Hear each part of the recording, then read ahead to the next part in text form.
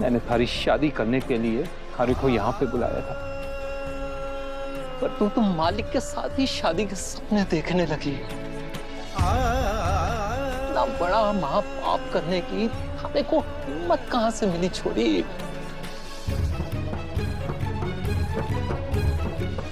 अपने बाप के बारे में ना सोचा, कोई ना, कम से कम अपनी मरी हुई माँ की तो शर्म कर लेती।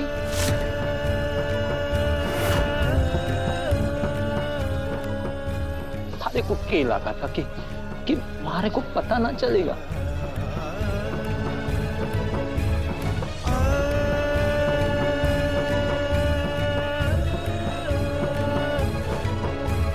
अगर बस प्यार होता ना तो मैं थारे को गांव भेज देता, छोटे हुकुम से दूर कर देता, पर तूने तो खुद को उनकी ब्याहता मान लिया।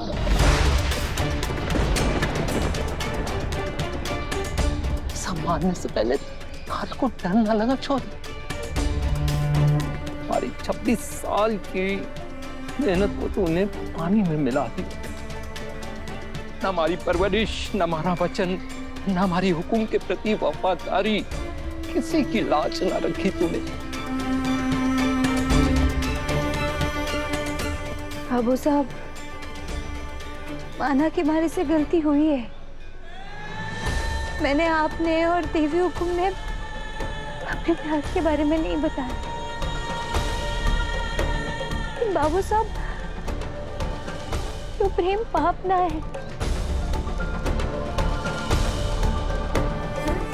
बाबू साहब, मैं अपने प्यार में कैसे गलत मान लूं? प्रेम करना तो कभी पाप हो ही ना सके। नहीं तो राधा कृष्णा के अटूट प्रेम की मिसालें नहीं दी जाती।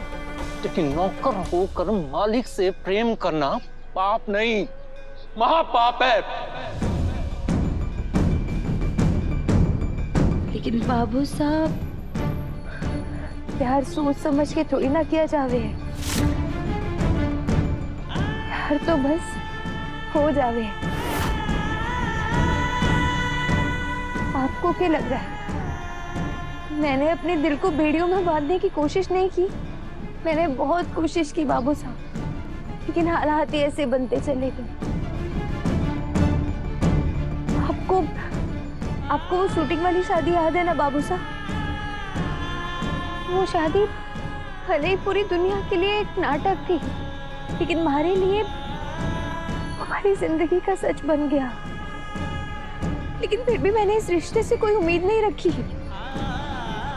मैंने ये रिश्ता एक तरफा निभाया। देव सर ने पाने की कोशिश ना की मैंने। I love you, वसुधा सोलंकी।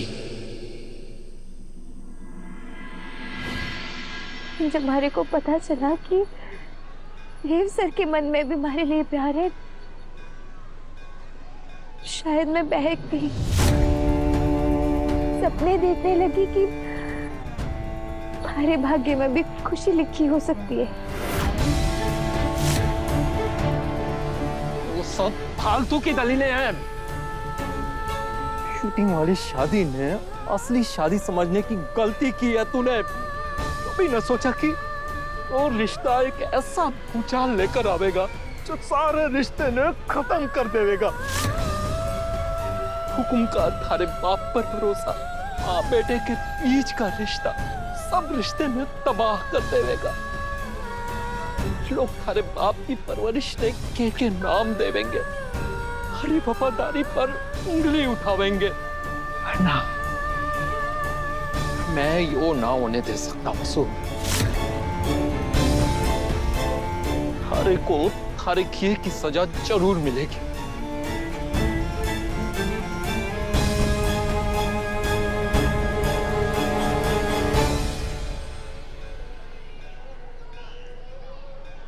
और सजा के तौर पर ही आपने हमारे प्रसाद में जहर मिलाया ना बाबू साहब?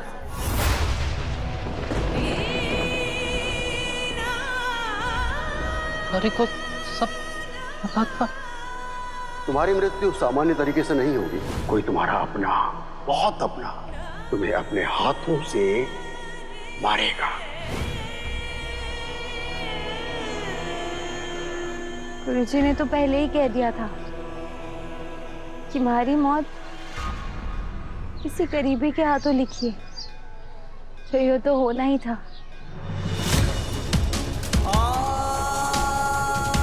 बाबू साहब, उस रात जब आपको लगा कि मैं सो गई हूँ, तब असल में मैं जाग रही थी। अब तो बस एक ही चारा है, वसु ने मरना होगा। लेकिन आप हमारा यकीन कीजिए बाबू साहब, मेरे मन में कोई चोर ना है, ना ही मैंने देव सर पर कभी अधिकार जमाया। मैं आपकी परवरिश में बड़ी हुई हूँ, इतना बड़ा पाप कैसे कर सकूं?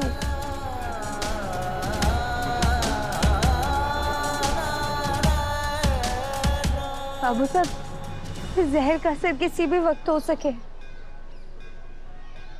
आप हमारी एक आखिरी इच्छा पूरी करेंगे? बाबू साहब, आपने हमारे को जहर दिया है, ये बात आप किसी से मत कहिएगा। मेरे को पता है, ऐसा करने से पहले आप अंदर ही अंदर 100 बार मरे होंगे।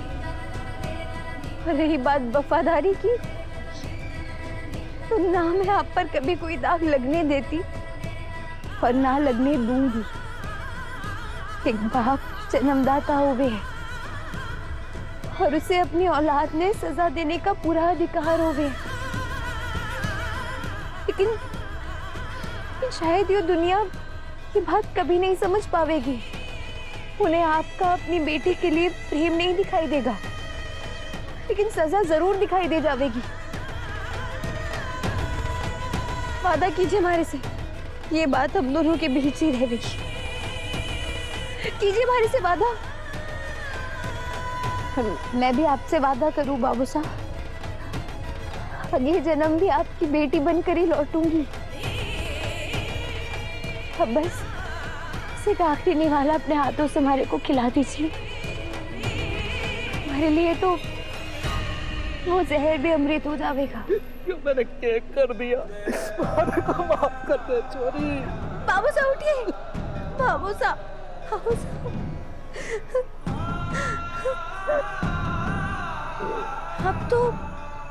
आप तो पिता हैं, आप गलत कैसे हो सके?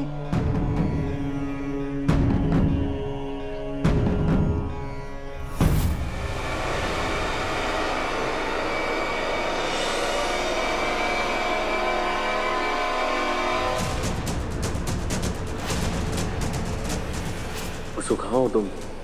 मैं तुम्हें ढूंढ कर आऊंगा। जो कुछ भी हुआ वो हालातों के कारण हुआ। हालात ही कुछ ऐसे थे बाबू साहब।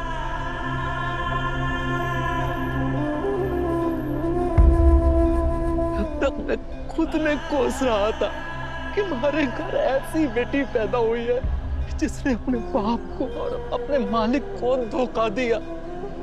पर मैं गलत था बेटी। हमारे घर तो ऐसी बेटी पैदा हुई जिसने अपने बाप के मान के लिए सब कुछ जानते हुए भी जहर वाला प्रसाद खा लिया।